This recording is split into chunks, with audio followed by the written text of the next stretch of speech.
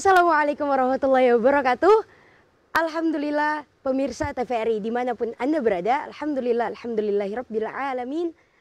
Asyhadu an la ilaha illallah wa asyhadu anna Muhammadan abduhu wa rasuluh. Rabbi syrahli sadri wa yassirli amri wahlul 'uqdatam min lisani yafqahu qawli. Amma ba'd.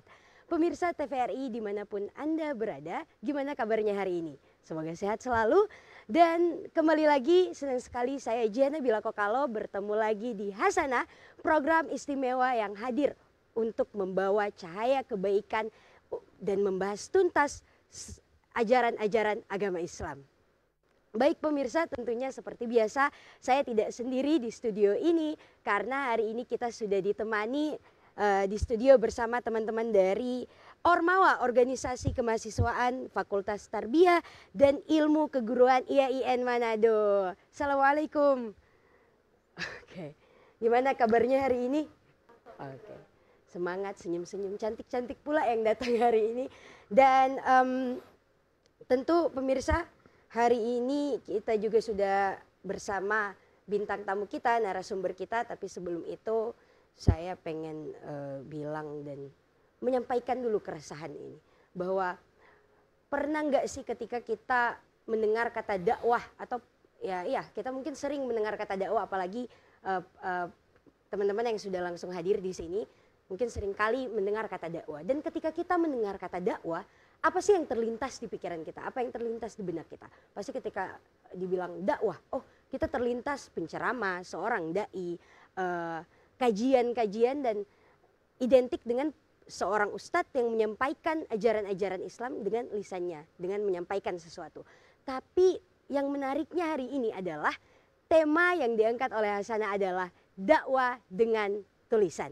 Nah, apakah bisa kita berdakwah dengan tulisan? Bahwa dakwah itu bukan cuma dengan lisan.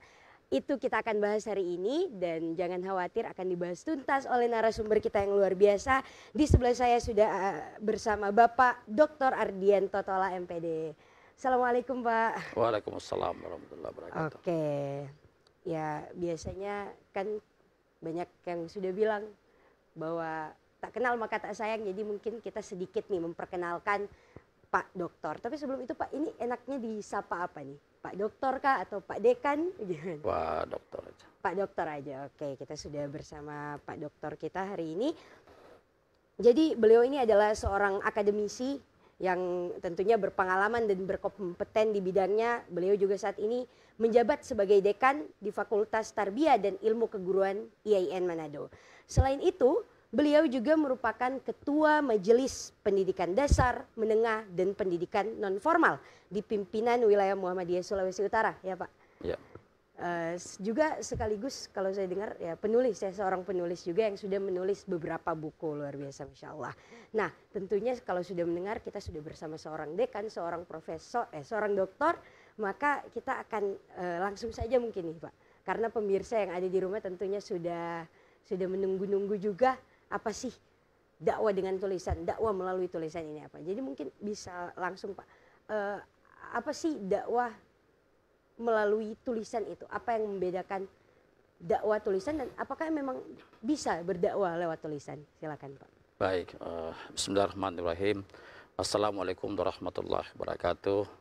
Alhamdulillahillazi arsala rasulahu bil huda wa dinil haq liyuzhirahu 'ala dini kulli. Sallallahu ilaha illallah wa sallallahu Muhammadan abduhu wa rasuluhu la nabiyya ba'da. Baik, terima kasih para pemirsa TVRI dimanapun berada dan para hadirin di studio yang hadir serta host cantik kita pada hari ini, Mbak Jihan. Terima kasih. Jadi memang pada dasarnya secara umum masyarakat kita mengenal bahwa dakwah yang kita lazim mengenal itu adalah dakwah melalui lisan dengan ceramah atau yang biasa kita sebut sebagai dakwah bil lisan. Tetapi dakwah dalam agama, dalam tradisi agama Islam tidak hanya disampaikan secara lisan. Dakwah itu juga bisa dilakukan dengan dakwah bil fi'li, melalui teladan, melalui tindakan, contoh. Dan yang satu ini yang menjadi topik pembahasan kita hari ini adalah dakwah bil kitabah, yaitu dakwah melalui tulisan. Nah, sejak awal kehadiran agama ini, Rasulullah SAW sungguhnya sudah memberikan catatan penting terhadap tradisi tulis ini. Itu kemudian kita tahu di dalam salah satu hadis Rasulullah SAW disebutkan bahwa kaidul ilmu bil kitabah. Jadi ikatlah ilmu dengan tulisan. Dan itu menunjukkan bahwa di dalam tradisi dakwah Islam itu tulisan menjadi sesuatu yang penting. Bahkan kita tahu di dalam sejarah kenabian Nabi Muhammad satu ketika membuat catatan surat ya kepada satu kaisar untuk menyeruh kepada kebaikan melalui mengimani Allah Subhanahu wa taala. Dan di dalam kitab Al-Qur'an juga jelas di dalam surat Al-Qalam terkait dengan kitabah ini ya, Al-Qalam pada ayat 1 disebutkan bahwa nun di sana disebutkan bahwa wal qalam wa ma yasturun. Jadi nun perhatikanlah atau lihatlah Al-Qalam dan apa yang dituliskannya. Nah, itu menunjukkan bahwa sebenarnya dalam tradisi dakwah Islam, dakwah melalui tulisan itu bukanlah sesuatu yang baru. Hanya saja memang lebih lazim, lebih lumrah melalui lisan, gitu ya, lisan. Ya, jadi peradaban Islam juga dibangun dengan tradisi tulis. Kita bisa membayangkan bagaimana kita bisa membaca Al-Quran hari ini.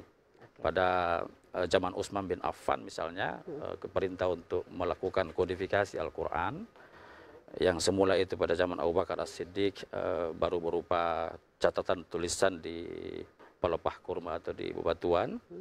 Dengan adanya penulisan atau kodifikasi Al-Quran dan hingga hari ini bisa kita membaca Al-Quran, itu menunjukkan bahwa tradisi tulis itu sungguhnya sudah bagian penting dari sejarah peradaban Islam di masa lampau. Dan untuk dakwah sendiri itu sangat poin yang penting ya. Poin penting. Kita bisa membaca literatur buku-buku hari ini karena adanya tradisi tulis. Bagaimana bisa membayangkan membaca karya Imam Al-Ghazali kalau itu tidak dituliskan. Tidak akan tersimpan. Tidak akan tersimpan. Tadi Nabi bilang ikatlah ilmu itu dengan menulis. Oke. Nah, berarti kita sudah dapat poin pertama bahwa ternyata memang tulisan itu bukanlah hal yang baru dalam dakwah, tapi mungkin ya memang sekarang generasi zaman sekarang lebih teringat dan lebih lumrah tadi bahwa dakwah itu harus ya ngomong dan ceramah atau lain sebagainya. Nah Pak, kemudian kan kalau kita melihat era sekarang, era digital, apalagi kalau kita melihat medsos sekarang semua formatnya mulai dari TikTok, IG Reels, dan YouTube Short bahkan itu semua format video yang ditampilkan. Dan nah, apakah tulisan ini masih menjadi sesuatu yang relevan untuk di era saat ini gitu? Gimana Pak? Ya, saya kira iya tetap relevan.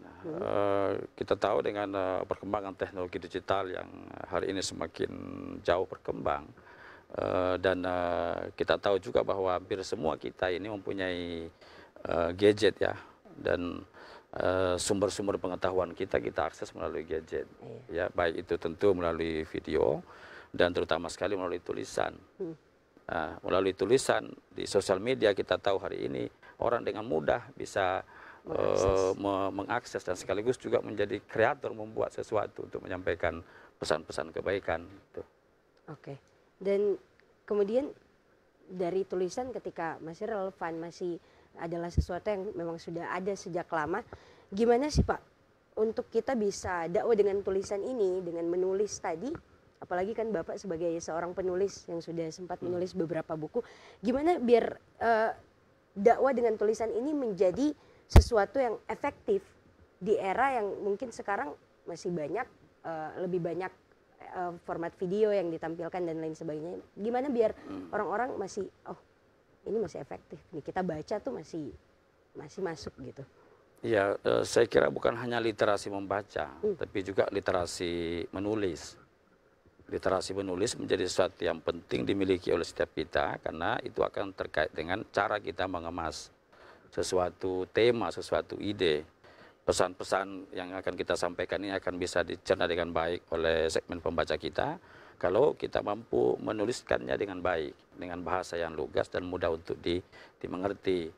Nah, memang kita tahu bahwa tipologi umat kita atau masyarakat kita ini bisa terbagi atas 3. Yang pertama itu tentu adalah kelompok cendekiawan, kelompok terpelajar, yang ini tentu amat kritis dan menerima sesuatu kebenaran melalui dalil-dalil, alasan-alasan, argumen-argumen yang dapat diterima secara rasional. Tapi ada kelompok masyarakat awam yang saya kira juga perlu menjadi perhatian kita, bahwa mereka-mereka juga perlu mendapatkan sosialisasi informasi tentang agama ini. Dan dengan demikian tentu para penulis juga harus memperhatikan segmen ini. Nah, yang ketiga saya kira adalah kombinasi di antara keduanya.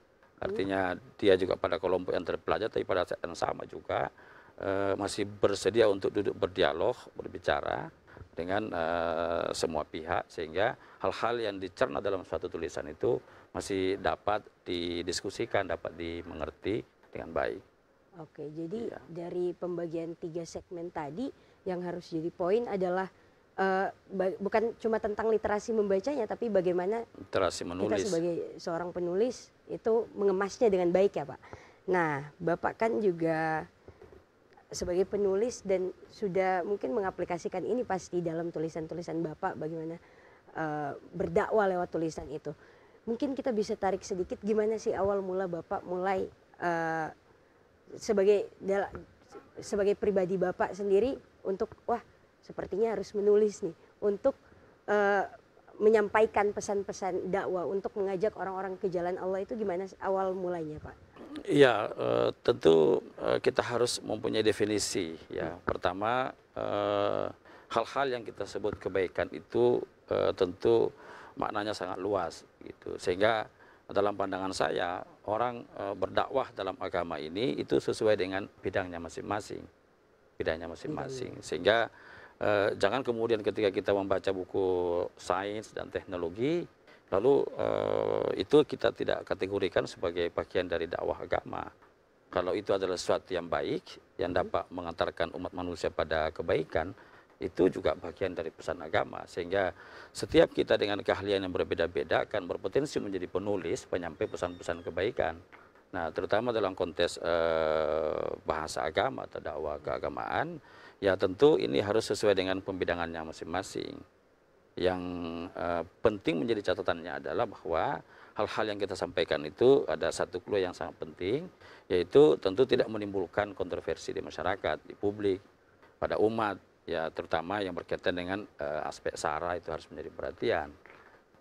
Harus mendorong upaya-upaya moderasi beragama yang mengajarkan kesejukan ya, dan kedamaian bagi seluruh umat manusia di muka bumi ini, dengan pemahaman yang baik terhadap perilaku keagamaan pada setiap komponen umat, sehingga tidak ada tulisan yang dapat berpotensi menimbulkan polemik di masyarakat. Oke, luar biasa. Jadi ternyata tentang kesadaran pribadi juga, dan bahwa ternyata semua bidang sebenarnya bisa dijadikan sebagai media dakwah ya Pak. Oke, tahan dulu sampai sini mungkin karena kita akan lanjut setelah yang satu ini.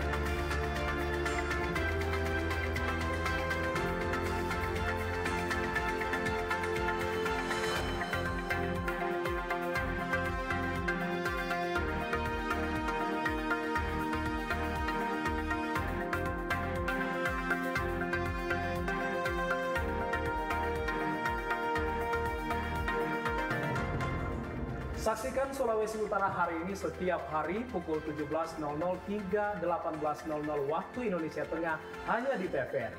Anda juga dapat menyaksikan Sulawesi Utara hari ini melalui media sosial Facebook dan YouTube TVRI Sulawesi Utara. TVRI, media pemersatu bangsa.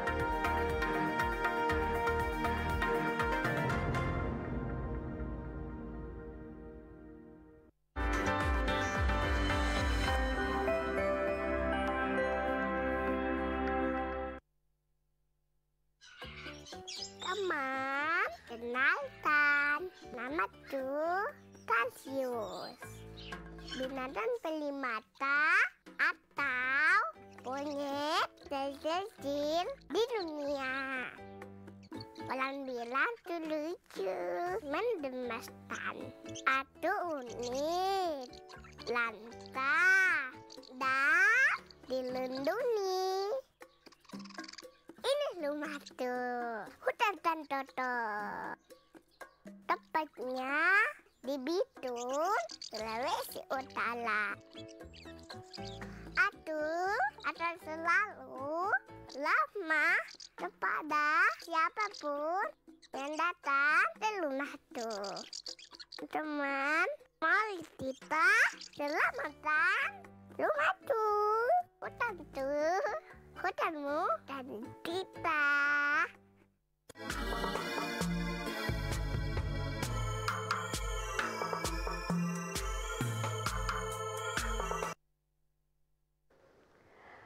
Pemirsa TVRI dimanapun Anda berada dan masih bersama teman-teman kita juga yang sudah langsung berada di studio hari ini. Sebelum itu, ini teman-teman yang ada di studio mungkin masih ingat apa sih tema kita hari ini? Oke, biar saya ingatkan kembali dan juga mungkin pemirsa yang ada di rumah baru bergabung dengan kita hari ini. Hasana membahas tema atau topik yaitu dakwah melalui tulisan. Dan tentunya masih bersama narasumber kita yang luar biasa hari ini, Bapak Dr. Ardianto MPD. Oke.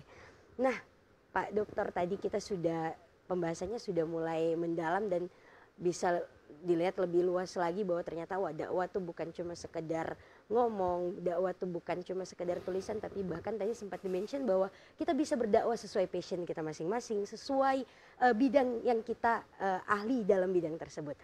Nah, jadi mungkin masih bisa dikaitkan dengan peran media sosial saat ini, Bapak sebagai yang juga langsung terjun di dunia kepenulisan dan tentu sekarang ikut tren zaman sekarang di media sosial. Menurut Bapak gimana media sosial sekarang dalam menyebarkan tulisan-tulisan tadi, dalam berdakwah lewat tulisan tadi, Pak? Ya baik, saya kira media sosial hari ini sudah menjadi salah satu variabel penting ya di dalam distribusi pengetahuan, termasuk diantaranya adalah pesan-pesan agama. Dan oleh karena itu tentu dibutuhkan juga literasi media sosial. Jadi harus cermat untuk membaca, dan oleh karena itu juga kita sebagai para penulis yang bisa setiap saat bisa menulis status story di sosmed juga harus mempunyai literasi yang baik. Sehingga hal-hal yang kita tuliskan itu adalah hal-hal yang bersifat kebaikan. Kalau konsistensi ini kita terus lakukan, maka setiap saat di waktu kapanpun orang akan hanya bisa membaca hal-hal yang baik. Dan ini kita tahu bahwa pengguna sosial media di Indonesia kan cukup besar. Dan terutama sekali pada kalangan generasi muda, generasi milenial yang kayaknya hal yang paling fundamental sekarang yang diperiksa di dalam setiap aktivitasnya adalah sosmed. Gitu. Sehingga kemasan dakwah kita melalui sosial media juga saya kira menjadi salah satu hal yang penting untuk diperhatikan. Kenapa? Karena ini akan dengan mudah kita share, kita copy paste dan kita teruskan, kita bagikan. Nah, kita bisa membayangkan ada satu pesan-pesan agama yang itu barangkali masih butuh pengkajian mendalam, lalu kemudian kita dengan mudah men-share-nya begitu. Nah, itu akan justru tidak mencerahkan, malah sebaliknya akan menggelapkan pengetahuan agama umat kita. Oke, jadi tadi ya bagaimana juga konsistensi ini, konsistensi dalam menyebarkan kebaikan di sosial media itu menjadi poin yang penting untuk kita. Nah mungkin kalau dari tadi hostnya sudah banyak bertanya, ini saya melihat teman-teman yang ada di studio sudah mulai ada pertanyaan juga yang ingin ditanyakan. Jadi mungkin bisa kita akan memberikan dua kesempatan untuk dua penanya. Ya, silakan. Ada yang ingin bertanya? Ah, ya. Silakan.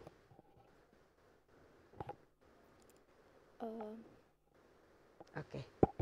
Cek. Ya, langsung ya.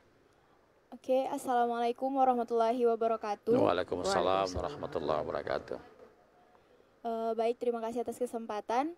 Perkenalkan, nama saya Syahria Samalam, mahasiswa semester 7 dari IAIN Manado, Fakultas Tarbiyah dan Ilmu Keguruan. Materi yang sangat menarik tentang dakwah melalui tulisan.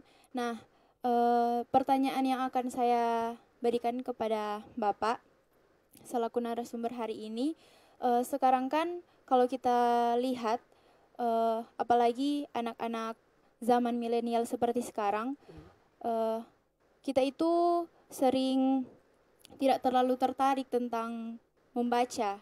Nah, sedangkan dakwah-dakwah melalui tulisan ini harusnya harus banyak kita pelajari, apalagi kita sebagai umat muslim.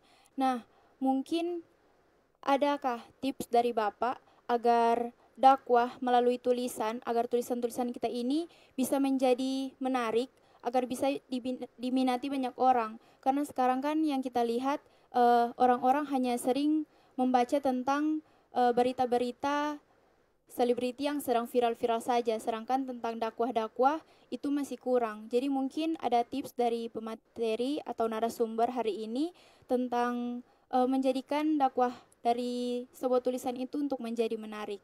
Terima kasih. Oke Pak, pertanyaannya tadi mungkin memang tadi sudah sempat sih di-mention beberapa kali tentang kemasan, tapi mungkin teman-teman yang ada di sini dan pemirsa yang ada di rumah masih ingin menggali lebih dalam nih. Gimana kita mengemas tulisan ini menjadi sesuatu yang menarik agar tetap diminati oleh kalangan milenial dan Gen Z yang saat ini sangat menguasai media sosial di era sekarang. Ya, silakan Pak. Baik, terima kasih, pertanyaan yang menarik ya. Pertama memang selain tema ya, konten, pesan yang ingin kita tuliskan, juga penting untuk melihat kemasan bahasanya.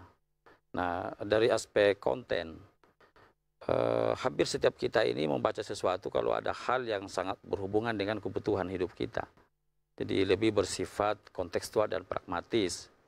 Nah, oleh karena itu juga saya kira pesan-pesan agama kita ini harus bisa menyentuh persoalan-persoalan kehidupan yang dialami oleh umat, oleh masyarakat kita saat ini. Persoalan-persoalan ekonomi misalnya, persoalan-persoalan politik misalnya, yang itu harus dapat disampaikan dengan bahasa yang lugas. Nah, bukan berarti tema-tema lain seperti fikih itu dianggap sebagai tema-tema yang usang, tetapi fikih yang bersifat kontemporer yang dapat dirasakan langsung faedahnya oleh segmen pemuda, generasi muda yang sangat banyak menggunakan gadget ini, yang banyak menggunakan sosial media gitu. Sehingga apa yang dibaca itu dapat menjadi suatu solusi bagi kehidupannya. Nah, kenapa dia akan cenderung membaca hal lain? Karena hal-hal itulah yang lebih bersifat solutif. Sebab agama harus berperan menjadi sesuatu yang penting dalam hidupnya. Jadi agama harus menjadi semacam problem solver, memecahkan masalah. Nah, dengan begitu saya kira secara perlahan generasi muda kita akan lebih banyak membaca pesan-pesan agama yang mempunyai kemasan yang terutama tentu dari segi kemasan bahasa menarik, disampaikan secara lugas, tapi juga tema yang dibahas itu bersifat kontekstual dan menyentuh aspek-aspek kehidupan umat. Gitu. Saya kira itu. Relate nggak ya sama kehidupan kita sekarang? Kalau misalnya itu relate maka sampaikan itu, ya gitu. Oke. Dan tentang bahasa juga tadi penting bahwa sekarang ya kalau di zaman sekarang mungkin ada bahasa-bahasa gaul, bahasa-bahasa anak jaksel lah dan lain sebagainya, istilah-istilah yang digunakan sehingga mungkin dengan menggunakan bahasa-bahasa itu kita bisa menyampaikan pesan ini lebih bagus dengan kemasan yang lebih menarik untuk dilirik nih. Oh, kayaknya ini relate nih sama gue gitu. Oke. Nah, selanjutnya mungkin semoga menjawab ya tadi. Oke. Mungkin ada lagi satu orang penanya. Oh, yang mana ini? Oke. Silahkan. Oke, baik. Terima kasih. Assalamualaikum warahmatullahi wabarakatuh. Waalaikumsalam warahmatullahi wabarakatuh. Perkenalkan, nama saya Devi Putri Utami, perwakilan dari mahasiswa IAIN Manado, Fakultas Tarbiyah dan Ilmu Keguruan. Nah, menarik tadi yang menjadi pembahasan yang sudah sempat Bapak sampaikan perihal penggunaan media sosial, apalagi terkhusus pada dakwah melalui tulisan. Seperti yang kita lihat kan sekarang tren-trennya semua media sosial itu menjadi daya tarik dari generasi muda sekarang. Nah, kira-kira dalam pemanfaatan media sosial tersebut, bagaimana sih kita dari generasi muda ini untuk memilah? Karena banyaknya konten-konten yang dibuat oleh orang-orang kreator itu banyak menuai pro dan kontra, apalagi ini berkaitan dengan agama. Banyak mazhab-mazhab yang seringkali mengecohkan pikiran kita semua. Jadi entah itu kita menilai mana yang baik atau mana yang buruk, tapi kan perlu ada trik atau tahapan. Kira-kira bagaimana sih kita untuk memilih mana konten-konten yang layak untuk kita lihat dan mana yang tidak. Itu saja. Terima kasih. Oke, ini menarik sekali karena dengan media sosial yang informasi bisa kita dapatkan setiap detiknya bahkan dan juga semakin banyak orang yang speak up, yang sering membuat konten, dan itu menjadi pertanyaan yang harus dijawab ya, karena mungkin sekarang singkatnya mungkin gimana kita bisa melihat dan membedakan mana sih ini hadisnya yang sahih kah atau yang tidak, karena kan dengan takut karena informasi sekarang yang sangat luar biasa, takutnya kita juga tidak menyaringnya. Dan bagaimana kita bisa menyaring itu, Pak? Saya kira masih berhubungan dengan sosial media ya. Ada juga misalnya sinyalemen bahwa orang-orang saat ini belajar agama dari sosial media, gitu ya. Jadi saya kira itu juga perlu menjadi catatan lah. Kini saya kira, jadi saya sudah sebutkan tadi bahwa literasi membaca itu penting. Nah, sosial media memang relatif sulit untuk kita bertanggungjawabkan, terutama dari aspek otoritas. Ya, oleh karena itu tentu dibutuhkan juga dukungan bacaan dari sumber-sumber yang lebih otentik, ya, selain sosial media. Ketika dia merujuk misalnya pada salah satu norma agama, maka kita punya kemampuan untuk men-tracking, untuk melihat lebih jauh apakah hal-hal yang disampaikan di dalam sosial media itu sesuai tidak dengan ajaran agama atau tidak. Ketika dia menyebut misalnya tafsir terhadap ayat tertentu, kita bisa mengeceknya pada sumber yang lebih otentik. Nah, sumber otentik itu bisa melalui bacaan tulisan, dan jika dimungkinkan itu dapat kita konfirmasi kepada ahlinya. Kepada ahlinya, sehingga kita tidak dengan mudah untuk bisa mempercayai hal yang kita baca. Dan oleh karena itu memang ya kita butuh kecerdasan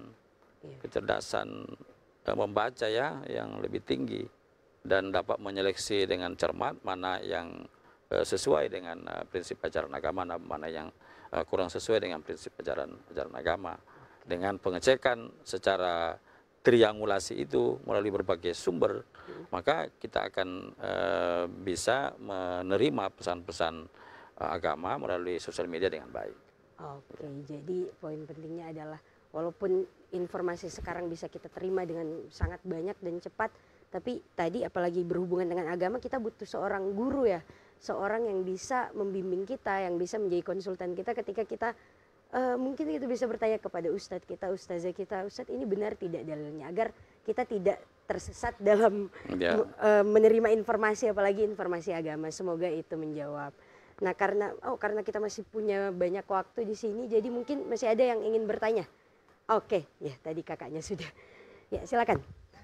Baik, terima kasih atas kesempatannya. Perkenalkan, saya Ingrianingsi Pobela dari mahasiswa IAIN Manado semester 8. Tadi Masya Allah sekali dengan temanya hari ini, dakwah dalam tulisan. Jadi pertanyaan saya tadi kan Bapak menyampaikan bahwa dalam kita memulai dakwah tulisan ini biasanya diselingi dengan bidang-bidang yang kita geluti. Nah, kebetulan saya kan sekarang ini kan menggeluti bidang pendidikan, tepatnya kan guru SD ya Pak. Jadi yang mau saya tanyakan itu sebagai langkah awal untuk memulai terlebih lagi ini dalam media sosial, anak-anak SD itu mereka sudah punya akun TikTok, FB. Nah itu untuk sebagai tips dari Bapak untuk saya dan semuanya, sebagai langkah awal untuk memulai dakwah dalam tulisan ini untuk anak SD itu kira-kira seperti apa Pak? Oke, sekian. Langkah awal yang Iya, selalu dipertanyakan ketika apapun yang ingin kita lakukan karena selalu harus ada awalnya. Itu gimana Pak? Ya, Silakan. baik. Kita punya tipologi masyarakat berbeda-beda. Mulai dari usia yang paling kecil sampai pada yang tua. Nah, untuk tingkat dasar ya memang perlu kemasan yang berbeda. Nah, kita tahu bahwa di berbagai laman teknologi hari ini disiapkan atau tersedia fitur-fitur tertentu yang dapat membantu seorang penulis pesan-pesan keagamaan untuk dapat diminati oleh anak-anak. Ya, misalnya tidak ada salahnya kita menulis dengan disertai gambar. Dan itu akan menjadi menarik bagi para siswa, ya para siswa di tingkat dasar atau anak-anak di tingkat dasar, karena anak-anak akan lebih cenderung tertarik pada gambar. Pada gambar yang berwarna, gambar tertentu yang berwarna-warni. Kalau gambarnya hitam putih biasanya cenderung dihindari. Bahkan bila diperlukan dia lebih dinamis, tidak statis, sehingga gambar itu bisa bergerak dan dilihat oleh anak-anak itu ya sebagai sebuah media. Karena tidak bisa memberikan bacaan yang berat dan kompleks bagi anak-anak di usia tingkat bawah ya. Harus disesuaikan dengan segmentasi umurnya. Oke, apalagi mungkin anak SD dari kelas 1 sampai 3 masih belajar membaca, bagaimana mereka bisa menerima literasi tadi. Jadi bisa didukung dengan tadi ada media-media gambar yang bisa menarik mereka. Oke, nah kalau dari saya dulu ya yang bertanya ini, saya masih ada pertanyaan. Silakan. Oke, nah Pak, dan bagaimana sih kita bisa kalau membahas tentang tulisan, tentang dakwah pasti sangat amat banyak ya, masih sangat luas dan ada yang saya masih pertanyakan nih, bagaimana sih kita mengelola kritik atau umpan balik terhadap tulisan dakwah yang kita buat, mengelola. Jadi gimana kita bisa, ya kalau ada orang yang kritik gimana kita bisa mengelola itu dengan baik? Iya, baik. Menerima kritikan itu bukan perkara yang mudah ya, dan selalu sulit bagi setiap orang. Tapi bagi orang yang mau maju, dia harus selalu terbuka dengan kritik, ya. Nah, dengan masukan dan kritik yang masuk di kita, secara berangsur kita akan semakin terbiasa untuk menerima koreksi, dan itu harus dibiasakan, harus dihabituasikan, ya, di dalam praktek menulis. Jadi hal menulis ini kan di dalam tingkatan keterampilan termasuk keterampilan tingkat tinggi, ya, di samping keterampilan membaca, ya, karena di dalam konteks bahasa itu ada 4 keterampilan, ada keterampilan berbicara, ada keterampilan menulis. 2 keterampilan ini adalah keterampilan yang bersifat produktif aktif, kemudian ada keterampilan membaca dan ada keterampilan menyimak. 2 keterampilan ini termasuk keterampilan produktif tapi bersifat reseptif, menerima. Nah, yang 2 hal tadi ini berbicara dengan menulis, dia memproduksi. Nah, selain kita bisa menulis, harus bisa membaca masukan. Nah, masukan-masukan itulah yang saya kira harus kita ambil untuk menjadi bahan perbaikan di dalam melakukan revisi terhadap gagasan yang kita tulis. Sebagaimana Ali Saryati menyebut bahwa aku tidak percaya bahwa tulisan yang aku buat hari ini besok tidak saya revisi. Berarti kita harus bersedia selalu untuk memperbaiki. Dan apalagi kalau itu ada masukan, ada kritikan. Nah, di dalam media interaksional yang bisa kita buat dalam sosial media kan itu bisa membuat kita bisa membaca respon dan komentar. Nah, kita harus bisa membaca itu dengan baik. Hal-hal yang konstruktif diambil, ya, yang tidak konstruktif ya diabaikan.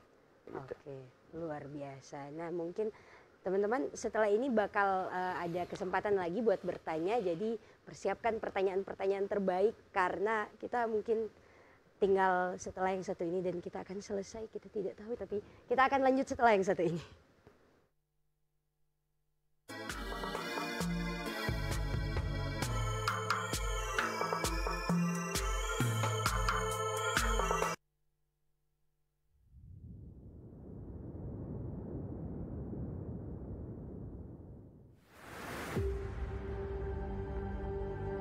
Indonesia. Negeri indah dengan ribuan jajaran nusanya. Lukisan alam laksana jamrut para dewa.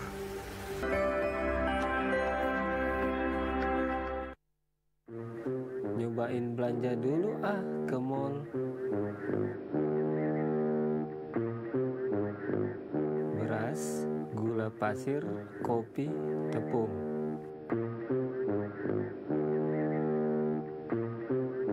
Quality is our recipe. Sale.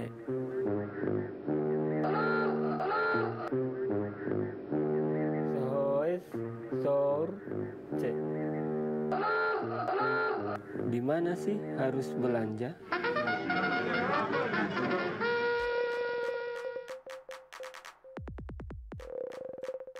Loh, kok malah keluar?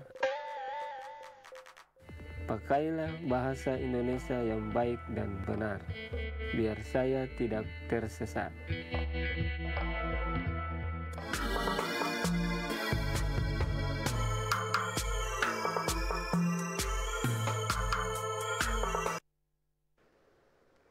Pemirsa TVRI dimanapun Anda berada, alhamdulillah hari ini kita masih di Hasanah dengan topik yang luar biasa, yaitu dakwah melalui tulisan.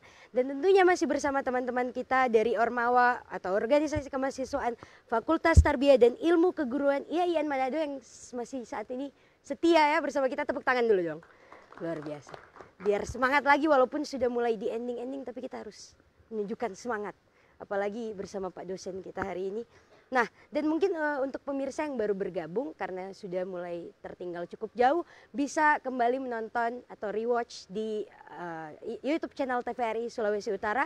Jangan lupa like, comment, share, and subscribe. Oke. Nah Pak, kita akan melanjutkan pembahasan kita dan seperti janji saya tadi, kita akan memberikan kesempatan untuk teman-teman mahasiswa yang masih ingin bertanya. Karena tadi pembahasannya sudah lebih jauh lagi, berarti semakin jauh pembahasan maka semakin banyak juga pertanyaan yang berarti timbul. Oke, mungkin langsung saja teman-teman ada yang... Oke, silakan. Oh iya, silakan. Baik, terima kasih atas kesempatan. Assalamualaikum warahmatullahi wabarakatuh. Waalaikumsalam Warahmatullahi wabarakatuh.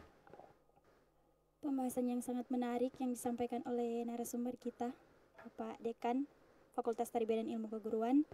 Nah, saya akan bertanya, seperti yang sudah Bapak sampaikan tadi, bahwasanya dalam dakwah melalui tulisan ini, tentu kita sebagai penulis yang terlibat langsung dalam tulisan tersebut. Nah, apakah harus ada spesifikasi sebagai seorang penulis dalam menulis dakwah? Tentu yang kita tahu bahwa dalam menulis dakwah itu tidak bisa sembarangan dalam menulis dakwah tersebut. Nah, apakah ada spesifikasi untuk dalam penulisan dakwah tersebut, Bapak?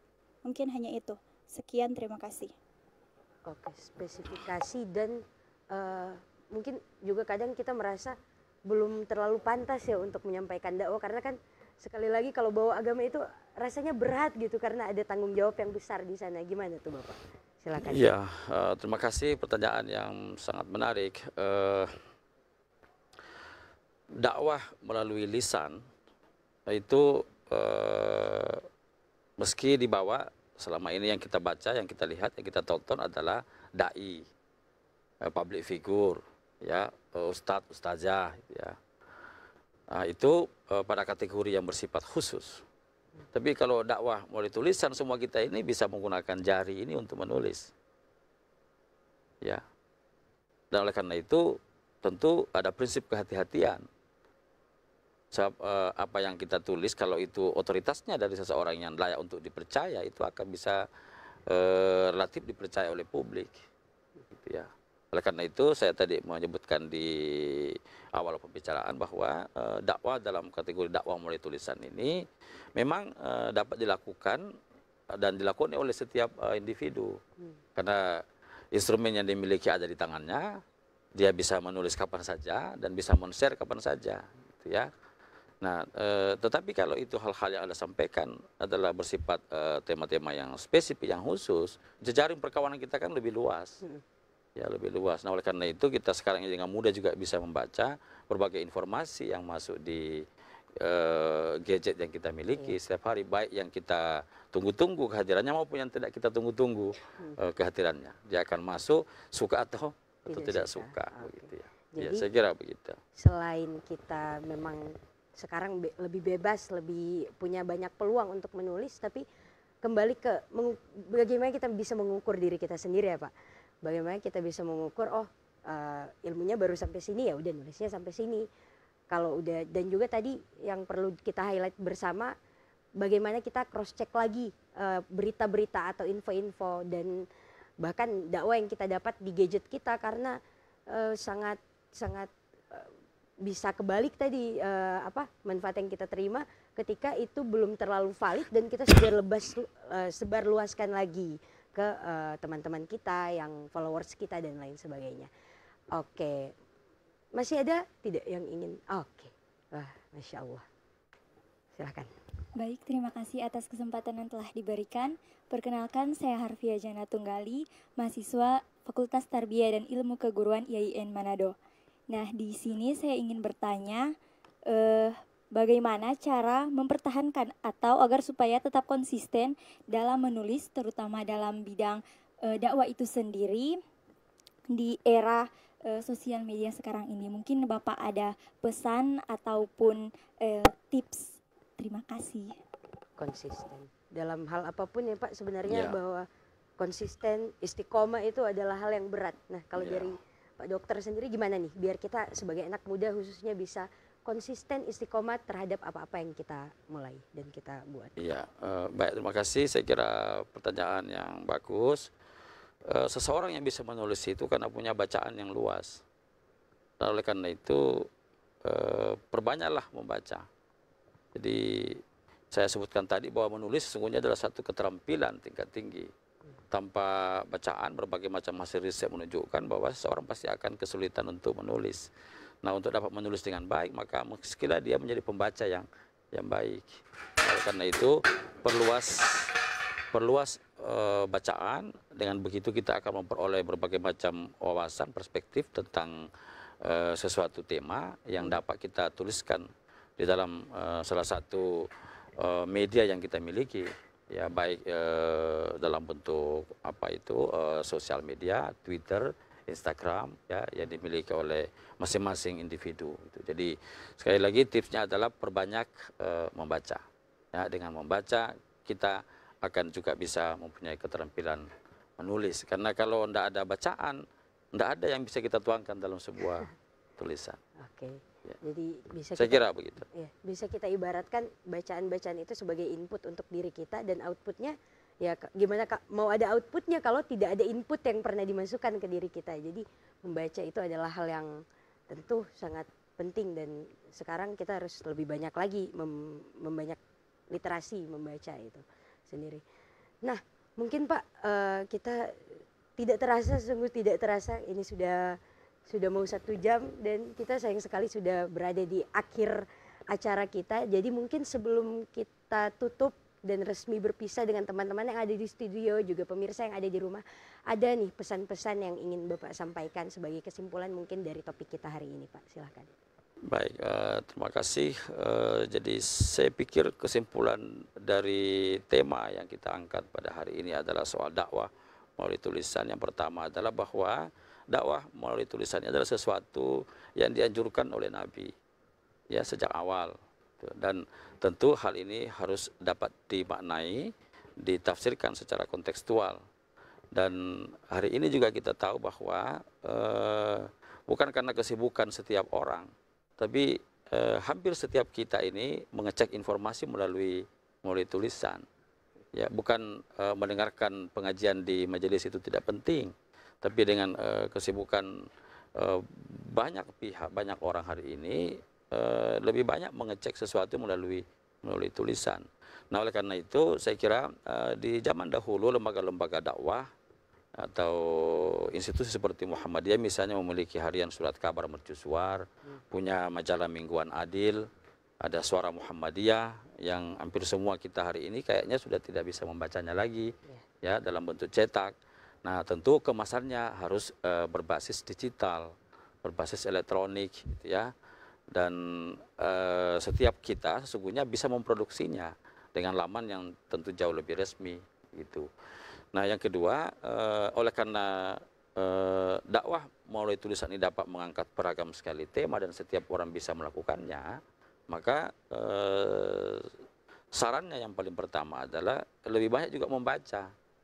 Dengan begitu kita akan juga bisa menulis, dan menulis ini tentu harus dibiasakan.